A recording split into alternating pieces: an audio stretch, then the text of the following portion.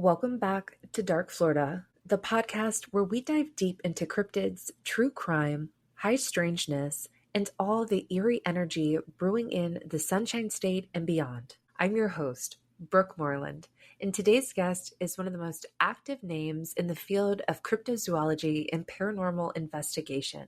That would be none other than Barnaby Jones. Barnaby is the founder of the Cryptids, Anomalies, and Paranormal Society, also known as CAPS, and is the host of Monsters on the Edge and the Paranormal Spectrum on the Untold Radio Network.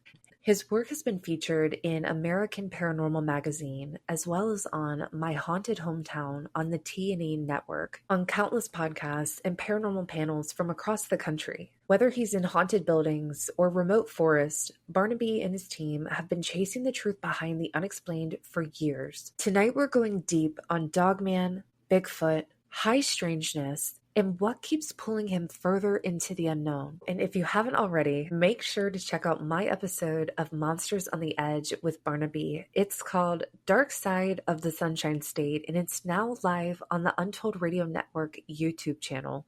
We get into some of the wildest cases that I've encountered here in Florida, and you don't want to miss it. Also, big news. The 2025 Caribbean Bigfoot Cruise is open for booking, with some of the top names in the field being David Paulides, Dr. Jeff Meldrum, and Dr. Mira Mayer. Will be sailing November 9th through 16th of 2025 aboard Royal Caribbean's Symphony of the Seas, one of the 5 biggest cruise ships in the world, with stops in St. Martin, St. Thomas, and the Bahamas. There will be exclusive lectures, excursions, and plenty of Bigfoot talk in the sun. If you use the code DARKFLORIDA when you sign up, you'll get $100 of free merch just for using my code.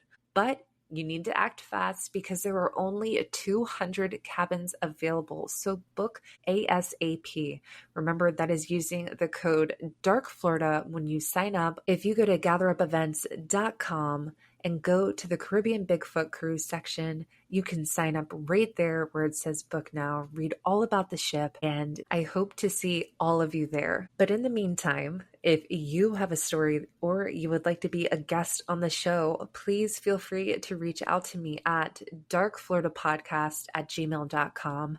And be sure to follow along with us on Instagram at darkfloridapodcast. And you can support the show at buymeacoffee.com/darkflorida. You can also follow our YouTube at youtube.com/darkflorida411. And be sure, wherever you're listening, to drop a 5-star review. It really helps the show. Now, grab your flashlight, your audio recorder, because we're heading into the woods and the weird with Barnaby Jones.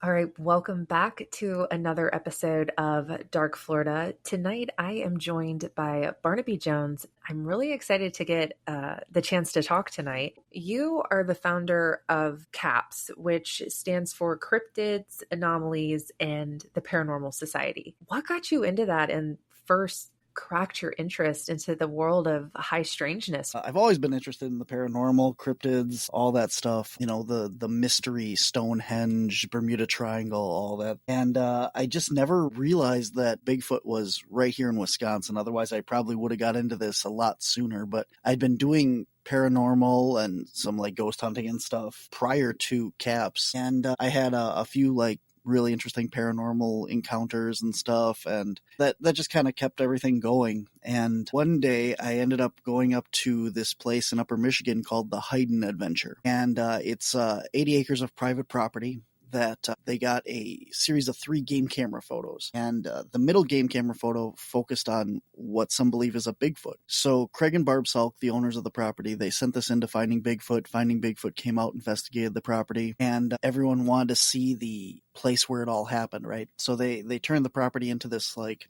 place where you can come and see the evidence, hear the stories, share your stories, and not be ridiculed. And myself and my mom went up there to this property, got to take the tour, see all the evidence and everything for ourselves. And we found out that, this stuff is right here in Wisconsin, in Upper Michigan. And Craig introduced me to the books by Linda Godfrey, who he had at one of his conventions up there. And I started reading these books. And in the books, there was this location that was in southern Wisconsin called the Burlington Woods, or the Burlington Vortex. And this woods seemed to have everything from paranormal encounters to UFOs to, the Dogman, the Beast of Bray Road, was a couple miles away in Elkhorn, and even Bigfoot encounters and stuff. So one day, I was bored and called up my friend who was doing paranormal investigating and stuff with me, Derek. And I said, hey, you want to go look for Bigfoot tonight? And he's like, sure, I ain't got nothing else going on. So we drove down there, and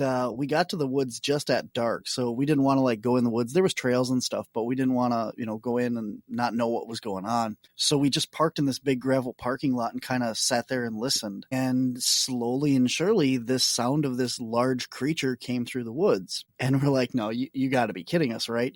And so there's the parking lot, and then the side of the parking lot, there's this kind of like a hill that goes up, and then the woods starts at the top of the hill. And I pulled out this massive flashlight that I had in my car and started shining it along the tree line. And as I did, this thing pulled back from the tree line, and it had been leaning out, like holding down this tree. So the tree popped back up, and this thing ducked back into the woods. And I didn't get a view of what it was, but I saw this massive movement back there. And what else is going to do that? It's not a deer holding down the tree, peeking out at us or anything. So we're like, I don't know what that thing was. That was big, right? So we sat there for a little while yet, and nothing else really happened. And so we left. We went over to Bray Road, drove around, came back, sat there for a little bit more. Nothing happened. So we went home. Well, this started bothering me, and I'm like, I want to know what that was. I got to go back down there and, go through those woods and see if we can have anything else happen. So I started talking to a couple people at work and my mom and stuff, and we got a group of about 4 of us together, and we went back down there. So we went and looked where that tree had been bent over, and there was actually barefoot footprints. They were about 9 inches long, and they led from the woods back off into the farmer's field back there. But there was no other shoe prints. There was no other prints by it. There was nothing else up there. And they went through nasty woods. Like, you don't want to walk in that barefoot, really. So we went through the woods. We started going through, and we got to the bottom of this ridge. And well, the whole woods, I gotta say, is supposed to be a serpent mound. And in the middle of the serpent mound is a power line cut. So the woods kind of snakes along this serpent mound. Snakes around, but snakes no around pun this intended. serpent mound. Yes, exactly. And in one of the loops of the snake is like a big marsh. So you got a ridge, and then a marsh, and then another ridge, and then the power line cut, and then deep forest on the other side.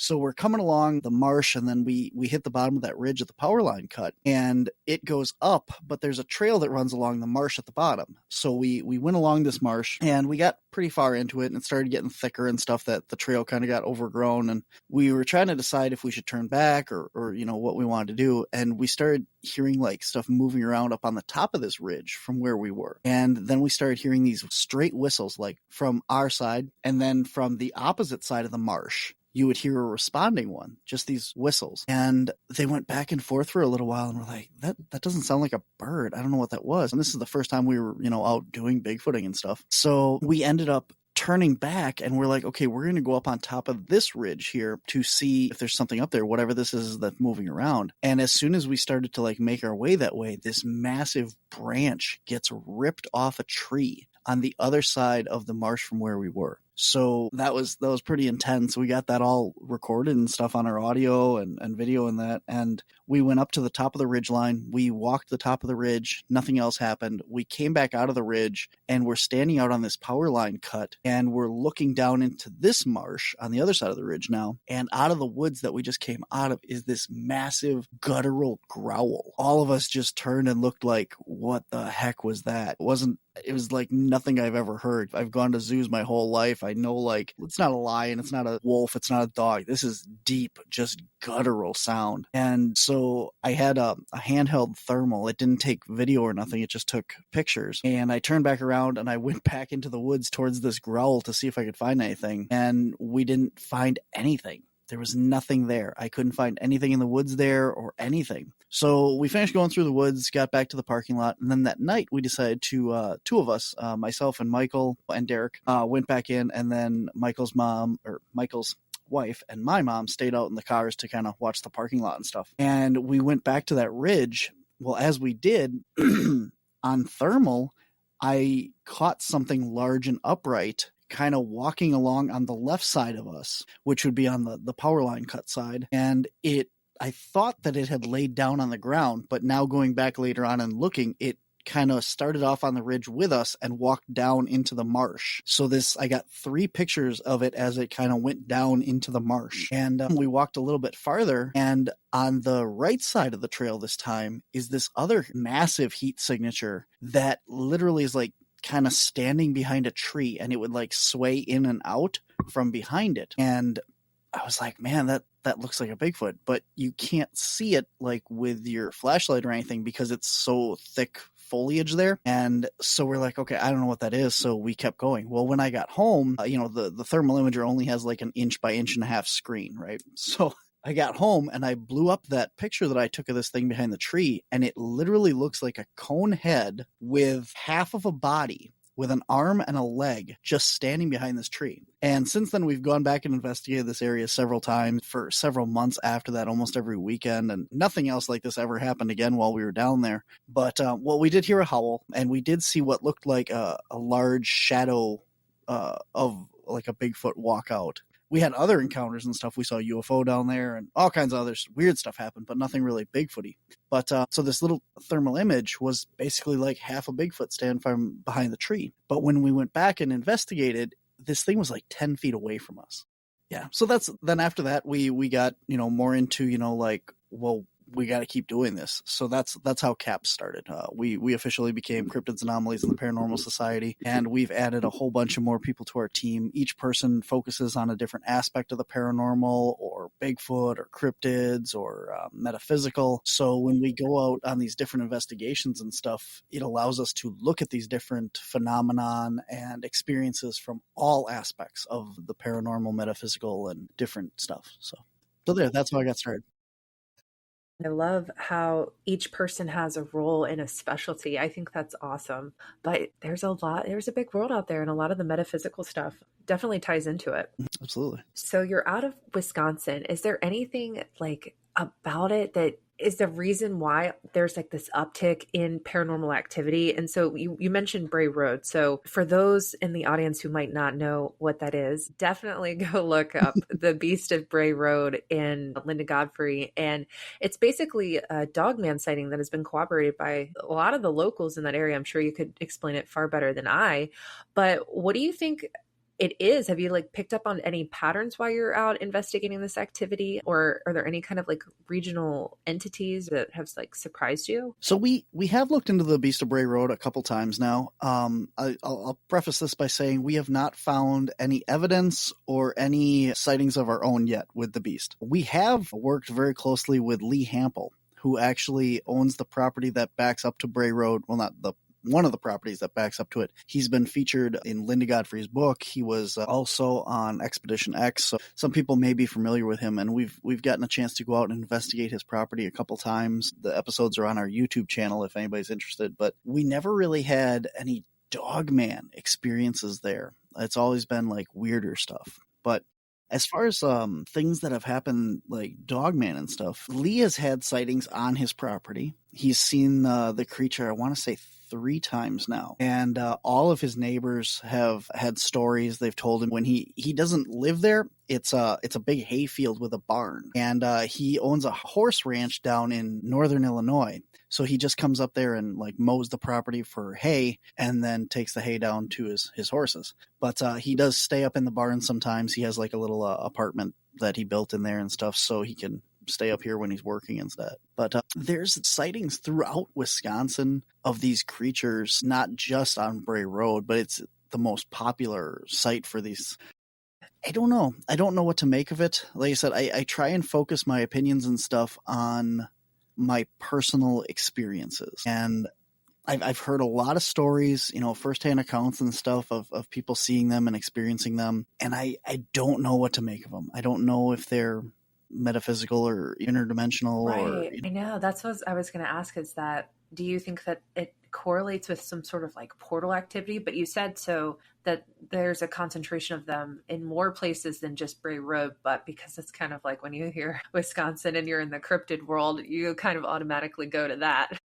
Yep. But so you're saying there's, right? So you guys have that, and it's in more areas, so it's not just localized to Bray Road. That's interesting. Yeah, there's some like up by there's a place called Holy Hill. It's a cathedral or a church there that's on top of this hill, and there was quite a famous sighting there of a guy that was working for the county, and he was going around picking up roadkill, and he's pulled his truck over to the side of the road. He's got these loading ramps and stuff, like car ramps that he drags the carcasses up into the back of the truck. And he had just dragged one of the deer carcasses into the back of the truck, and he was filling out paperwork, and he felt the whole truck lurch. And he looked back, and this Dogman creature was picking up the deer carcass out of the back of his truck, and he freaked out. He just floored it out of there and left. And he's like, well, I kind of need those ramps, to do my job, because he never put them away. They were still hanging out the back of his truck when he took off. So he went back to get them, and there was only one of them there. So I don't know if the Dogman took the other ramp and the deer, or what happened to the other ramp, but that's another famous story that has been featured on a lot of TV shows and stuff. But that's probably maybe an hour away from Elkhorn, from Bray Road there. So that's, totally different area of the state. And there's a few up in the northern part as well. So last year we spent the majority of the year filming our brand new documentary that comes out on May 11th. It's the Hairyman of Dairyland. Wisconsin's Bigfoot. And I love that. Thank you. And there's not anybody really talking about the Bigfoot activity in Wisconsin. Like Small Town Monsters hasn't been here. I've talked to those guys about coming up here and working with us with some stuff, and they had other stuff planned this year. So I was like, man, we got to do something. So we went out and re-interviewed a bunch of our witnesses that we had already talked to. We got brand new witnesses. We talked to other researchers in Wisconsin. We put our evidence in there. We got permission to use some footage of some other people's stuff that they've personally captured, and it's really a look at every aspect of Bigfoot in Wisconsin, from the evidence to the people researching it to the people who have seen them. And it's an hour and 40 minutes long, and it encompasses all these different things in it, so that you get a very broad, complete, what we'd like to call a complete look at everything that's kind of going on right now in Wisconsin. And so that's coming out May 11th on our Patreon and on Paraflix. It'll be released. Nice. So yeah, so that's what we've been working on. I could see Wisconsin being a target-rich environment. You guys border one of the Great Lakes, and like you said, lots of hay, so a lot of food sources. And now this might be an unfair assumption because I've never been, but it's kind of more rural, right? Well, it's the driftless area, so it's a lot of like it's flat and a lot of hills and stuff in the lower part of the state, but the upper part, northern Wisconsin, is very thick, dense forests. So any like the top third of our state is pretty much woods.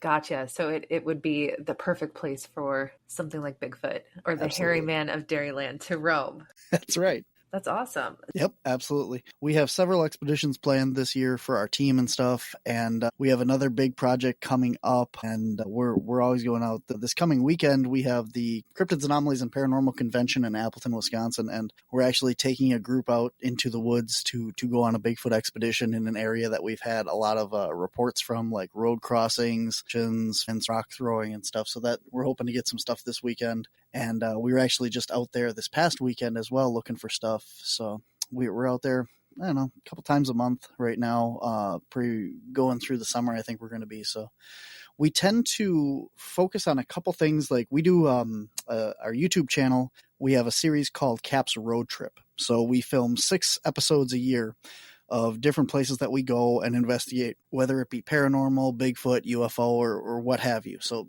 big investigations that we've worked on for the year, or big cases that we've worked, for different things or stuff that's important. And then we also have a couple other little spin-off series. So one of the new ones that we have coming out is called Expedition Y. And so this series is going to focus on like a question, and then it's going to go into some research, and then we're going to do like an investigation stuff with it. So it's going to be a different format than what we're used to. And some of the stuff we're working on with that is like haunted objects. So we put out the question, can an object be haunted? Can it hold an energy? So then we look at that topic, and then we investigate a specific haunted object, and then we go to a location that's like a resale shop, pawn shop kind of, and see if anything there has anything specifically attached to it. So you get kind of an evidence research and then an investigation with this all kind of tied in. And then we're also looking into things like psychic abilities as one of the episodes. We are looking into the orb phenomenon as one of the episodes, and what do you want to call it, like hitchhiking ghosts, woman in white kind of stuff. So those are some of the things that we're working on right now, as well as some UFO stuff that's coming up and all kinds of things. Is there a particular place that you've visited and done one of these series on that has really stood out to you, or that was your favorite? So a couple years ago, we put out a thing for each member of the team to pick a couple locations that they wanted to go. And when we go around the country to different conventions and, speaking engagements and stuff, I tried to map out the different locations that people wanted to go and get to a couple of them throughout the year. And one of these locations, one of my investigators wanted to go to Gettysburg. And it's kind of interesting, but I was never really interested in it. Well, the guy that wanted to go to Gettysburg didn't end up going on this trip anyway, so he didn't get to go. But me and my mom went there, and I was like, I kind of like history. I like American history. I think is kind of cool. I've gone around and I've seen like Mount Rushmore, the Liberty Bell, Statue of Liberty, the kind of iconic stuff. And Gettysburg, I guess, is on that list, but it never really interested me. So we get there, and this town just radiates energy. It's like nothing that, you've ever been to before, at least, for me. And it was really an interesting night. We went out to 3 different locations with a tour guide and stuff, and got to just investigate our own in that. And we heard a cannon go off at about 3 a.m. We had muskets fired at us. We got to go to the location where the only night battle took place during the Battle of Gettysburg. And so my IR camera that shoots in the dark, the battery died, and I didn't have extra batteries for that camera out with us. So I switched over to my regular flash camera. Well, as soon as I started taking flash pictures out there, we started getting musket fire back. And I was like, this is really interesting that all of a sudden that I switched to this. And he's like, well, that's how they found each other to shoot at him in the dark. Is they would wait for a musket to go off, and they would see the flash, and then they would shoot at the flash. And I'm like, man, so when I'm flashing, they're shooting at me. And he's like, yeah, that's really interesting. He said he's never thought about doing that on the investigations before. I was like, well, now you got it, because we got musket fire back at us. And, it was a really cool experience. We also heard the ghost of a horse whinny. So we got some cool stuff out there, but it was just a really neat place to investigate. So I've heard some crazy stories come out of Gettysburg. Some of that residual time loop just from all the loss that was there. Do you know about Robert the Doll down in Key West? I've heard of him. Yep. Mm-hmm. That is a haunted object. It's like the equivalent to Annabelle. It's on that same line. It's supposedly, it can curse you, and you have to like ask permission to take its picture, and It's in the artist's house. Yeah, they had it up at MI Paracon a couple years ago, if I'm not mistaken. Well, he traveled. I think so. He traveled. Yeah. They had a doll that you could take a picture with. So, and I'm pretty sure it was Robert probably him. Yeah. So they had it like in its little own area that you had to go to and stuff. Well, and so shifting gears a little bit, you'd mentioned earlier, and it kind of piqued my ear when you said that in your area that you're having also UFO activity, and then you were talking about the orbs. Are you attributing some of those orbs to UFO orbs or just energy orbs? So that's a very good question. I don't know what to make of them. Like I said, we're currently filming these episodes, so we're doing some investigating. We have some actual orb experiences. So my personal experience with these things is we were up at the Hidden Adventure, the property in Upper Michigan that I was talking about at the very beginning there. And we were sitting out in the field there, Bigfooting. And in the woods behind Craig, I was sitting across from Craig. And in the woods behind him, this blue basketball-sized orb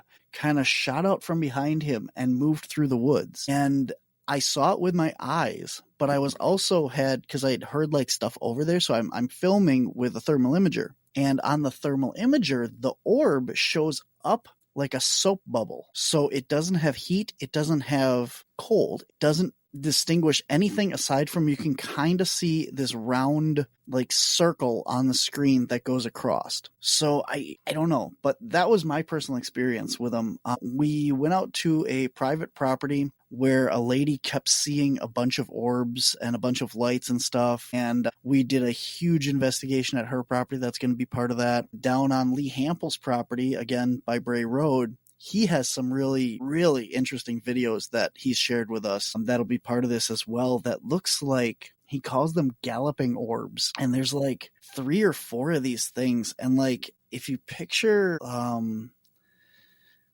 like a bunch of orbs, like rolling, like they were in the water, like on a wave kind of.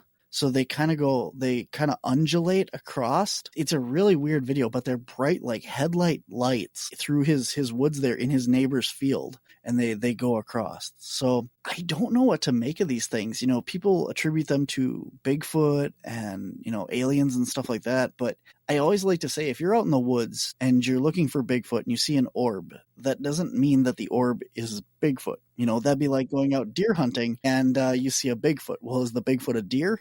No. So it's the same principle that, you know, just because you're experiencing one phenomenon while you're out looking for another phenomenon does not mean that these things are connected at all. There are so many things out in our world. Like I said, if you're out deer hunting and you see a Bigfoot or a Dogman, you're not expecting that. You're not out there to do Bigfooting. You're out there to hunt deer. And now you're experiencing this completely new and random phenomenon. Well, you should take that same aspect to it when you're out Bigfooting and you see an orb or a UFO. You cannot attribute one to the other. They may be connected, but you cannot just say, well, I was Bigfooting and this orb showed up, so it has to be a Bigfoot. So you kind of think that they're separate phenomena, but do you think that they are unified in the field of high strangeness? Well, yeah. I don't know if they're separate. I really don't. I don't know that Bigfoot isn't an interdimensional or extraterrestrial. It's really interesting, though, when I have talked to some people and you're right, out Bigfooting, and then really do have these strange orb experiences that have really left an impression on them. And yeah, I don't know how to explain it. I've heard some really interesting stories about balls of light descending from the trees and lighting up the area, hovering for a while, and then going away. And this is an area that has had Bigfoot sightings before. I'll tell you one story here kind of along the same lines. And I've only ever heard like one other person have a similar encounter, but 100% true. I'm just going to throw it out there and tell you what happened, because we were out on the Hidden Adventure property again. We spent a lot of time up there out throughout 2020 investigating with Craig and stuff up there. And one night we were out in the woods, and there's this large, huge teepee structure that's like 20 feet tall, 20 feet wide, just this huge structure up there. And we had just come out from there, and we're out on this 2-track road. And it was myself and Ethan, one of my team members. And Ethan was to my right, about maybe 30 feet away, looking the opposite direction. And I turned, and as I did, standing in front of me and a little bit to my right was a clown. And it had like, I contributed him to being like a French clown. He had one of those frilly neck collars on, like white, and then a black and white checkered like jumpsuit kind of, and a beret on his head. He had just deadpan eyes staring straight off, not at me, but across me, like looking towards the woods. And he had a long, not human nose. Like if you ever seen Phineas and Ferb,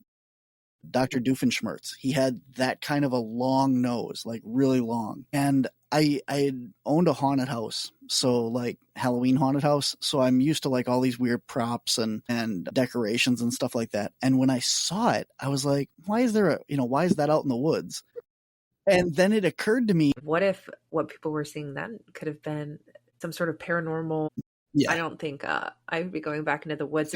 But have you heard of Paul Stobbs? No. Okay, so Paul Stobbs, he wrote a couple of books about the Nephilim. So he has a theory that the Nephilim look like clowns. And it's based off of some research that he's done. And it had to do with that clowns were based off of the archetype of the Nephilim, that they had that exaggerated mouth, like the cannibals, and their nose was red because they were eating blood and drinking. So that's why the nose and the mouth are red, and that the features are exaggerated because they're demons. And he explains it much more comprehensively than I am. And he's been on several different podcasts. But when I first heard him talk about that, I was like, that is so interesting, because when some people take like DMT or ayahuasca, they're seeing similar entities. Or I think maybe he had some DMT experiences or something like that. When you said that, I was like, I wonder if there ties in, because, there's always that theory that the Nephilim are spirits. So it's interesting. You saw this like exaggerated face with these crazy features. That's just where my mind went out. Yeah, no, I don't know. I've never taken drugs. I don't smoke. I've never drinking, actually. For being from Wisconsin, I know that shocks a lot of people, but I've never drinking. I've never done drugs. I have enough weird experiences without doing any of that stuff. And so I don't know. I did have, gosh, now I got to remember the name. Not Joshua Cutchin's, the other one. Joshua Cutchin, Timothy Renner from the Strange Familiars podcast. And those guys work a lot with like fey creatures and stuff like that. And when I had Timothy Renner on, I talked to him about this encounter, and he actually had, I don't remember it, but he had told me that he had encountered someone else that had a story similar to that. So that's the only other person that I've ever come across that had any kind of similar stories or anything with a clown out in the woods. I personally kind of attributed it to, you hear like the screen memories from alien encounters, like these giant owls and stuff. Yes. And I don't know that it was an alien either, because, again, this is going back to the orbs and Bigfoot, attributing one weird strangeness to another. But I've kind of plopped it into that camp of, there was something there that kind of tried to hide itself as something else and went, oh, clowns are funny, you'll like this. It's not scary, The Ringling Brothers Circus, weren't they founded in Wisconsin? Yeah. Well, there's Baraboo, Wisconsin is one of the circus capitals, right? So that was their winter quarters. And why you would winter in a winter state, I don't know. But we have the Circus World Museum down there. We actually got to investigate the Al Ringling Mansion, and we believe we actually got to talk to Al Ringling himself, as well as a couple other people. In Sarasota, they have the Ringling Brothers Museum. You do wonder if that's connected. So if they are, it's kind of the same idea, sort of like with Halloween, is that sometimes we dress as the thing we're trying to invoke. And so if the clown archetype goes back to the Nephilim or some kind of creature, similarly a cannibalistic demon of some sort, when people dress as it, they're kind of taking on that clown spirit. And that could definitely have some residual energy, especially if they're like invoking something. I would be so scared if I looked over and saw a clown in the woods. That would freak me out. That might do it for me. It didn't scare me. It startled me because I turned and literally this thing was like a foot and a half away from me. So it was like, oh, and that was it. Like I said, it triggered in my head haunted house. I'm like, oh, it's just a prop. It's just a mannequin or something standing there. Like it just startled me that it was there. And then it started to sink in the realization of where I was. So I wasn't scared of it. It didn't move. It didn't like try and attack me or anything like that. It was just standing, staring off. And I don't know. It was just there. Do you do anything in particular to protect your energy or your mental state when you're working in places that are so charged energetically? We do when we go out in like paranormal and stuff, and certain areas like the Burlington Woods that I said, that's just kind of like this nexus of everything. We have, each of us does different things. Rez puts out, he's native, so he does like tobacco and offerings and stuff every time he goes into the woods. Our mediums and psychics and stuff do stuff personally to protect themselves. I have a few bracelets and necklace and stuff that I wear that for protection and that, and just kind of grounding in that when I go out to different areas. I usually don't so much when we're out bigfooting and stuff. But if I know that we're going to investigate a house or something, like a private residence, that we know the activity there is more intense or weirder or possibly negative in some aspect, then we'll take extra precautions, especially going into that. That makes sense. Are there any recurring things that have happened in your research, or numbers or synchronicities? Because I know earlier you said there was about 3 whistles. There's more than that, but yeah. The first time that we ever investigated the Hayden property, we had a lot of owl synchronicities. And that was really weird. Like every time that we'd have something Bigfooty happen on the property, there'd be an owl there. And I know like you're kind of like attributing, like a lot of people like hear the owls in the woods and think that they're Bigfoots and stuff like that. That's not what I'm talking about. But like there'll be a stick structure and there'll be an owl sitting on the stick structure. Or there will be like a footprint of a Bigfoot and there will be an owl feather like hanging on the tree branch above it. Like weird things like that kind of went along with it for the first time that we were up there. And after that, it kind of didn't notice it anymore. But that's kind of like a weird synchronicity that I would attribute to that. Well, one of the things that we were able to find up at Hayden that I thought was really interesting is with these stick structures. So on that property in particular, you have these teepee structures that are on different areas of the property and stuff. And when you look at them, if you map out the game trails in the area, the game trails correlate to sticks of the structure. So you draw a map of the game trail on the ground, and there'll usually be one main game trail that goes up to the structure. And in some cases, right before you got to the teepee, there would be this large X, and then you would come up to that. So that one didn't happen as often, but the majority of these stick structures on this particular property, if you followed the map of the game trails and the structure, it would lead you to more stick structures. So we also had another property up in Rhinelander, Wisconsin, and there was a bunch of stick structures there. And we tried this same theory to see if it would match up, and it did not. So it's a very interesting thought, and I've talked to a lot of other researchers and stuff to see if they, could do this in their areas and stuff, but I haven't heard it like plotting out as well. But literally on the specific property in Upper Michigan, almost every single structure matched the game trails that it was sitting on. So that was a really, really interesting piece of evidence that we found up there. We come across some pretty cool structures down here. I would love to try to apply that logic and experiment with it and see what we get. And I'll have to tell you. Yeah, I would appreciate that. Yeah. It could just be, like a regional thing, like this specific, or it could mean something to a different species, or not different species, but a different family unit or something. Yeah. So in Rhinelander, they don't do it that way. But in Upper Michigan, they do. So I don't know. I have thought about that being a possibility. When you were talking about how you would find strange things, oddly enough, what we've been finding when we go out, and it's sometimes like 2 in a day, is we will find balloons. I know that sounds really odd, but it's not always in the same area, but just our research area is 100,000 acres total. So it's big. It's not just like we're just going to the same exact spot. We're really going to a lot of different places in this area. It's happened in other places. Like I'll go 200 miles away and it'll happen there too. And it's like, you got to be kidding me. What are the odds of that?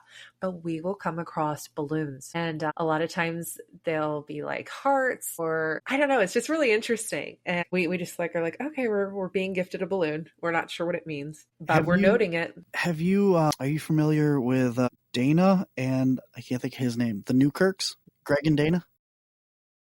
Okay. So they did Hellier, which is a town in Kentucky. It's about goblins. It's on YouTube. They were paranormal researchers, and long story short, and they got this email to investigate these goblins down in Kentucky, in Hellier, Kentucky. And so this documentary series on YouTube, and it was, anyway, they have a lot of synchronicities where they went around and they found balloons.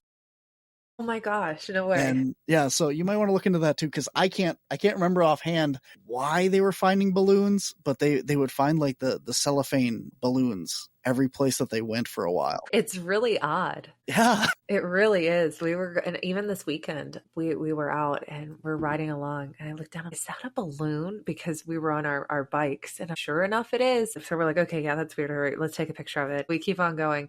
And this was like later in the day, and we were following a game trail to try to lead us to a part of the river that was dried up, because we're going through a drought right now. When the river dries up, you can kind of get into a few more places that aren't easily accessible during the summertime or when it's the rainy season. All of a sudden we found another balloon. I was like, you got to be kidding me. 2 balloons. It's strange because they keep popping up. I could send you a compilation of all the balloon pictures that I have now. They made it illegal here in Florida. Like, you're not allowed to do balloon releases anymore for the environment.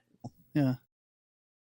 Lately, my mom keeps finding turkey feathers everywhere she goes. Like, she'll park and then she'll come back, like, from hiking or whatever, and come back out, and there'll be like a turkey feather by her car. Like, it wasn't there. Like, it'll be like right outside her door or on the hood of her car or something. She just found this past weekend, we were out, and it was like the size of a turkey feather, but it was bright blue, like a blue jay or something. But it shouldn't have been a blue jay, because that is a huge feather. Like, it was probably like 8 inches long, 10 inches long, but it was bright blue. So I don't know. But yeah, so she's been having that lately. She took one from the Hide Adventure property a couple years ago, and she was like, oh, I probably shouldn't have done that. So she brought it back. So she put it back on the trail kind of where she found it, and then the next day she woke up and there was one like right outside her car. And she's like, I shouldn't have, I would have seen that if you got out of the car, because she's there to put the feather back, and then here's now another feather out in front of her car. And yeah, it's just been some weird stuff over the last like couple of years with her and feathers. So. I've done that before. If I notice like a feather that really stands out, I'll try to look up the color or type to find out like what is the significance of it spiritually, to see if it has any meaning. I've been trying to do that too with different wildlife that we see while we're out. As I noticed a couple weekends ago, dragonflies were everywhere. It was like so much that it was like noticeable and popping up all day. One of my field research partners has a book, and it has all the animals. So everything, dragonfly, hawk, gopher turtle, deer, bear. And it gives a meaning of, if you come across it, what it is. I think everything is connected. And I think that symbolism ties our world together. And although we might not understand it, I think that there's a meaning. We have a thing in our family. Whenever any of our family has a funeral, when we're at the grave site, you look up and there's always a hawk circling over it. And we're not native. We're all German. It's not like we're not like tribal or anything like that would have significant more meaning to us, like it's our family's bird or something, like, and nothing like that. So it's just weird that we just always have this hawk that circles over the top of the cemetery when we're there. It says that hawks are often seen as protectors guarding their territories and loved ones, and they represent a need to safeguard what matters most. Maybe that could be your loved one protecting you guys. Absolutely. I love that. Cool. So is there anything that's coming up for CAPS or your shows? I know you said you have the documentary coming out May 11th, a couple of conferences that you were talking about. Is there anything else big kind of coming down the pipeline? So this coming weekend, May 10th, we're going to be in Appleton, Wisconsin for Cryptids, Anomalies, and Paranormal Convention. You can actually get virtual tickets. So no matter where you are, you can live stream it. They're just $5. You can go to wisconsincaps.com and get that. June 7th, we're going to be in Chicago at the Chicago Paranormal Convention. I have a bunch of library presentations throughout Wisconsin. We are going to be at UFO Days doing a presentation June 20th. I will be... look. Oh, Hodag Heritage Festival, May 17th in Rhinelander, Wisconsin. We have a couple really cool events in Wisconsin coming up. There's CE5 events, and we're working with PBS Wisconsin. So we're going to be filming for CAPS, and PBS Wisconsin is going to be down there filming as well for a documentary, and that is July 19th, and that's going to be in southern Wisconsin. It's a free event for anybody that's interested in, sky watching and UFOs and stuff like that. You can check that out. I will be in Illinois in September for SilCon and Van Meter Visitor Festival in September as well. So that's what I got coming up. So all that is on our website, wisconsincaps.com, under the public events tab. And like I said, the documentary comes out on Paraflix and on our Patreon. You can just purchase the documentary. It's going to be $3, or you can subscribe. And we release all of our YouTube stuff early on our Patreon, and then there's also a bunch of stuff on there that isn't released anywhere else. So you can check out different other documentaries and stuff that we've worked on. Is there any social media you want to plug where they can find you? You can find us on everything from X, Blue Sky, Facebook, YouTube. Everything is pretty much Wisconsin Caps, spelled out the state, and then WI Caps on Instagram. So any social media platform that is out there, TikTok, X, all that stuff, we're on. So. Awesome. I really appreciate you coming on. This was really cool. And if you ever get the opportunity to come down to Florida, open invitation, we can set up everything from a paranormal thing to more Bigfoot focus. You just let me know, because we've got a little bit of everything down here too. Some really cool spots. If you ever want to collaborate, let me know. And if I'm ever up in Wisconsin, I'm giving you a call. You do that, yeah. I'd appreciate that. I've never been down to Florida. I keep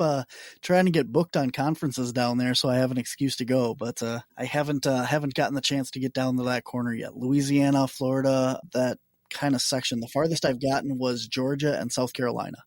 Okay, you're getting closer. I'm getting closer. Absolutely. It's my pleasure. Thanks for having me.